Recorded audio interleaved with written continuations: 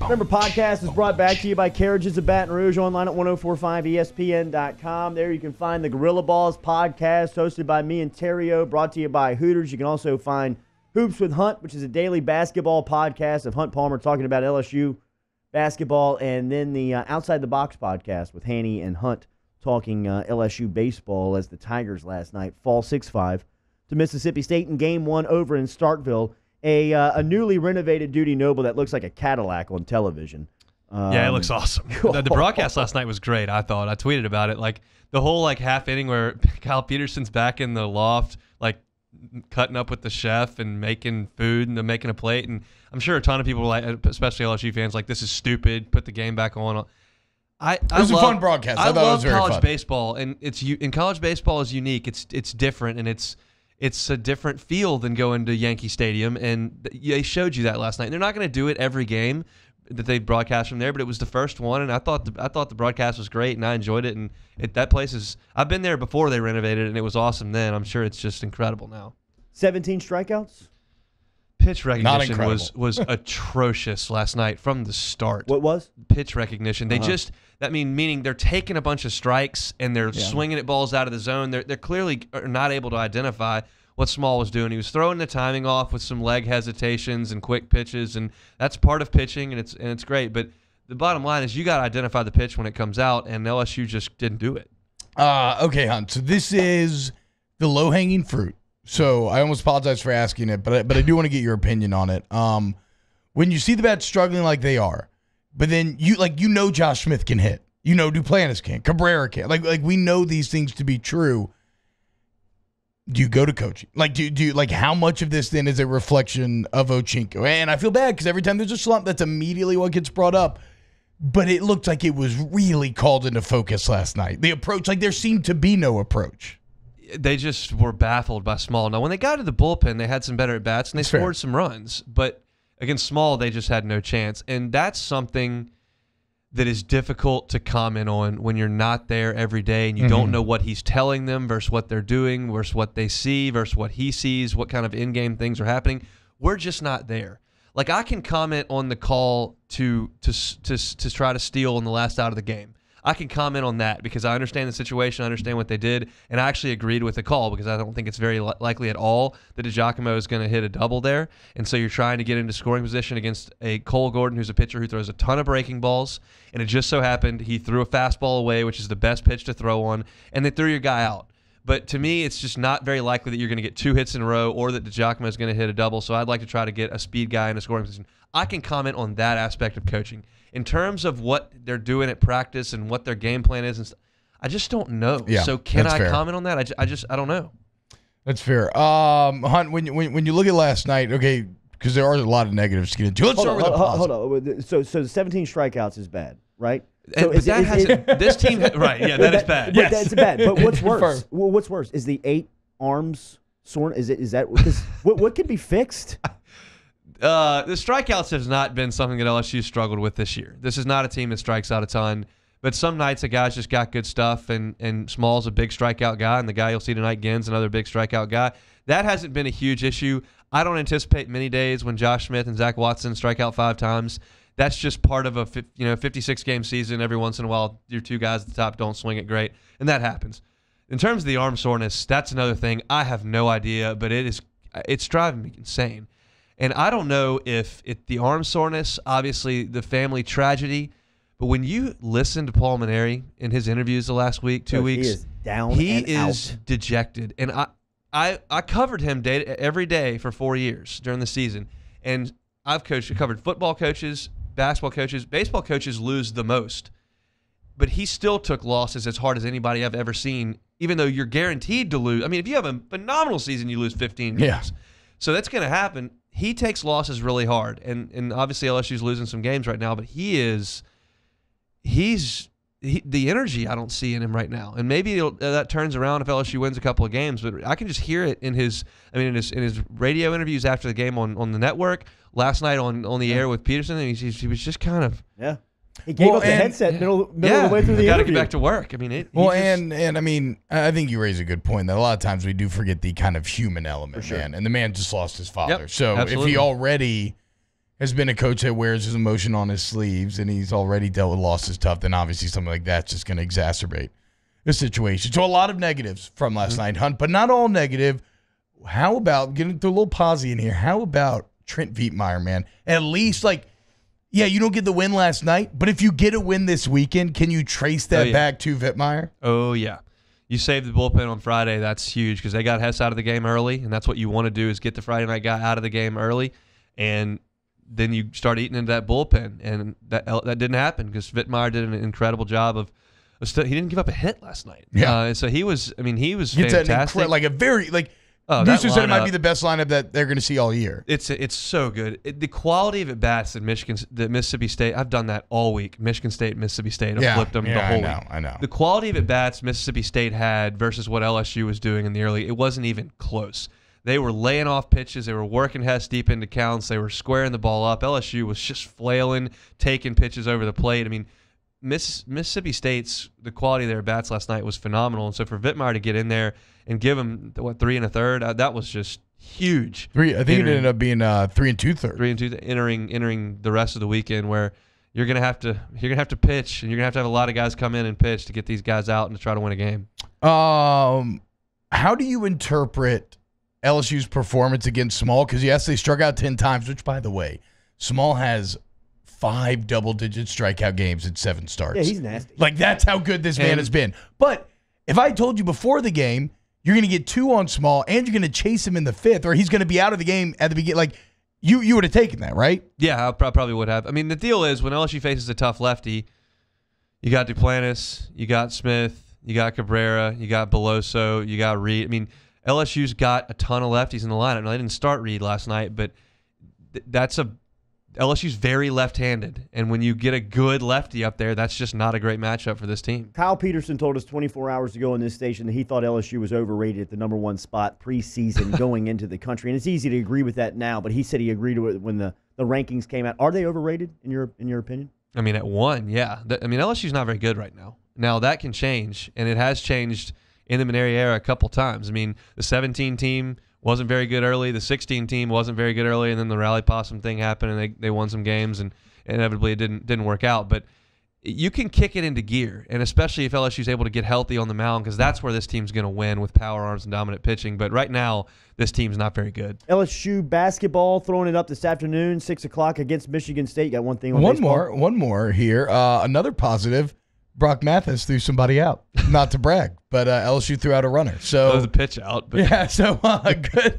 Hey, we'll take it. We'll take it. Signs of good things to come, my friend. Sparty and LSU basketball are going at it today. This afternoon, we'll start to preview that matchup next year on Off the Bench with Hunt. Zach Hess a closer, huh? No, he's a Friday night starter. Is he? Well, Thursday, just depending on the week.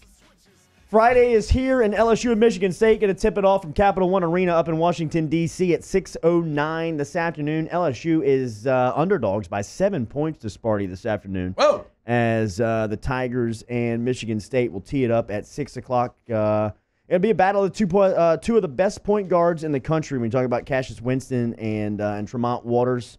Waters coming in as a sophomore, Winston a junior.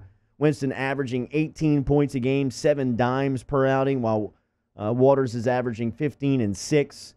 This is the best matchup on the floor tonight? Oh, yeah. There's no doubt. And it's I tend to think neither one is going to have very much success on the defensive end.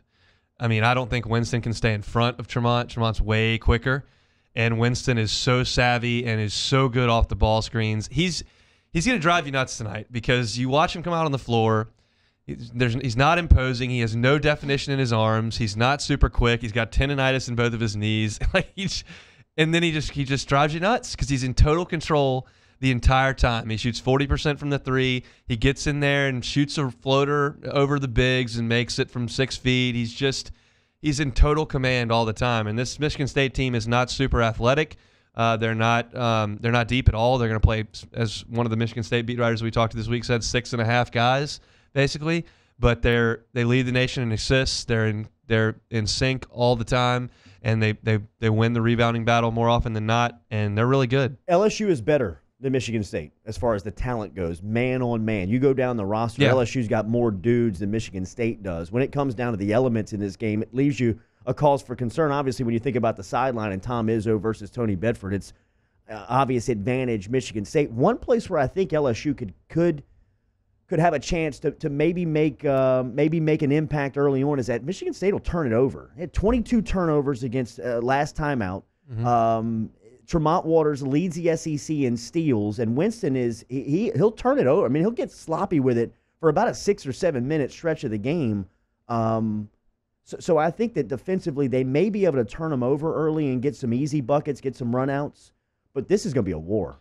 Yeah, I mean, their one hideous loss this year, LSU's is Oklahoma State, but theirs is a game against a bad Illinois team, and they turned it over 25 times in that game. And like you mentioned, they turned it over 22 times against Minnesota. Now they won the rebounding battle by like 100. Yeah. So they dominated the game, and Minnesota went 2 of 22 from 3, which LSU's capable of as well. But yeah, they will turn it over a little bit, and it would be great for LSU to get some points off turnovers because once Michigan State gets into their man-to-man defense, they're very, very good. Another matchup that I'm really looking forward to, and I think that this is going to be potentially a couple of pros going at each other, is Naz Reid and Nick Ward. Ward he's not going to start, but he's going to play a lot of minutes. Yeah, he broke his hand, and he's coming back from it. And last week he still had a little soft, like a wrap on it a little bit. So he's not all the way back, but obviously he's had 6 days now to get better. So yeah, he's a big man down there. LSU's got a height advantage. Michigan State's got grown men down there, and they're not scared. They'll go out there. They'll rebound. Ward he's a 6'9" guy who can run like Naz can. He gets up and down the floor, averages 13 points. And Naz, as we know, you know his game. I mean, he can play inside out. He's athletic enough to stretch you 94 feet and get out and run and make you defend his athleticism. So I'm really looking forward to the Ward-Naz matchup as much as I am the Winston-Waters matchup. But like I said, I think when it comes down to player on player, LSU's got the deeper and better team. I am curious and wonder how Michigan State will score over their size, because I know that they're a very creative offensive team. Yeah. But the size is going to give them problems this afternoon. And I wonder how LSU's coaching staff works with their rotation, because I think some type of combination of Emmett, Darius Days, Cavell Bigby-Williams, and Naz Reid bunched in under the rim is going to have to be your defensive strategy at some point. For sure. Yeah, I mean, those guys are huge, and they've got to rebound. The biggest key for me is how LSU handles Michigan State's ball screens on the top with Winston. And no doubt. So switching or hedging, right? But are we certain Tremont's going to guard Cassius Winston? Is Skylar a better defender? Do you want to do that? Because McQuaid is the 2. And he's your stereotypical 6'5" white guy who lights it up from 3. I mean, that's just what he is. Tremont can go over there and guard him on the three-point line if you want to switch Skylar over and put some length on Winston, or if you think Tremont's quickness and his hands will give kind of a slower, more deliberate point guard like Winston trouble, then you would do that. But the bigger key is what the bigs do when Winston comes off a ball screen, because I just don't – if you let him turn the corner all night – and try to wait, he'll just kill you. So you got to figure out what you're going to do when they set that high ball screen. And listening to Izzo and the Michigan State side, they are concerned about LSU's perimeter size, right? Yeah. Guys like Marlon Taylor, guys like Skylar Mays. I don't know if you don't, Hunt, put somebody like Marlon on him early on just to show the athleticism, because one thing that Marlon can do, if you tell him to do it, he's not going to score, he's not going to do anything for you offensively from like 3 feet out, right? I mean, if you want him to play above the rim, he can do that. But defensively, if you tell him, stay in front of him and don't let him get the ball down the floor, I mean, he's athletic and moves sideline to sideline well enough where he can do that over the stretch. So it's going to be, you think they zone LSU? Everyone says there's no chance of it because they don't do it. I think that's a mistake. I know. I mean, and I heard y'all talk to Coach Schlesinger earlier this week, and he's like, yeah, we don't play zone either, but we work on it every day because we want to practice against it, and we want to have it in the toolbox. I got to think Michigan State's the same way. And especially if Tremont gets going and LSU starts scoring some points, which they don't think is going to happen because they're such a good defensive team, it just doesn't make any sense not to sit there in zone and make LSU shoot threes, because LSU sucks at shooting threes. But the thing is, and I keep this in my back pocket, LSU's not going to be a good shooting team this year because they're just not. You are who you are at this point. But that doesn't mean you can't have a good shooting game. I mean, against Vanderbilt, LSU went nuts. Or a timely one. Right. And maybe that's tonight. Maybe they make 13 threes tonight. So, because, like, Izzo has written books, like literally has written books on defensive rebounding. right? Like, I mean, like, he is a master of that part of the game, and LSU is 10th in the country at offensive rebounding. And they're 4th in offensive rebound percentage. So right. it's like 37% of the time. What gives tonight? And then also, I think Michigan's 4th in rebounding margin. Michigan State is. So they out-rebound their opponent nearly better than anybody in the country. Here's a stat for you. Michigan State has lost the rebounding battle 5 times this year. They're 1-4. There you go. So, I mean, that's the battle. That's the battle then.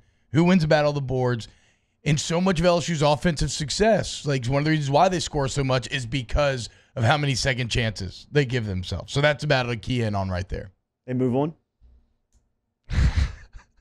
I hope so. It's so tough fun. to pick them it's when so Vegas has them losing by 7, right? Yeah. Like, I think it's tough to sit here and say that you look, here's the thing. LSU to win. I can't wait to sit down tonight and watch us play Michigan State in the Sweet 16. That's a great. I can't wait. It's a great point. I had so much fun watching us play North Carolina in the round of 32 10 years ago. But this is even bigger. All right, what's going on with your with all your podcasting? Everything up today? No, but basketball's about to go up right after this, and then baseball will be back at it Monday, talking about a lot. I don't know if we're winning a game this weekend, so we'll have to see how that goes on Monday. I asked this to T. Roy and T. Bob yesterday. You tell me, is Hess his outing, is that LSU's best chance to win on the weekends? Yeah, I mean, he's the best starter they have right now. I mean, unless Henry really takes a step forward and proves it. But, I mean, look, he faced a tough team last night, and they hit him a little bit. But that doesn't take away from the 2 outings before that. Yeah. Henry though, man. Henry JT Ginn's a pretty sexy match. It's going to be something tonight. I'll have that on, too. Don't forget, online, 1045ESPN.com. Better chance for LSU baseball tonight or Game 3? Game 3, because Mississippi State doesn't have a named starter. But, Walker against that lineup's not a great matchup either. No. Hoops with Hunt. Outside the Box on Twitter at HuntPalmer88 every Friday with us here on Off the Bench. Hour 2 next.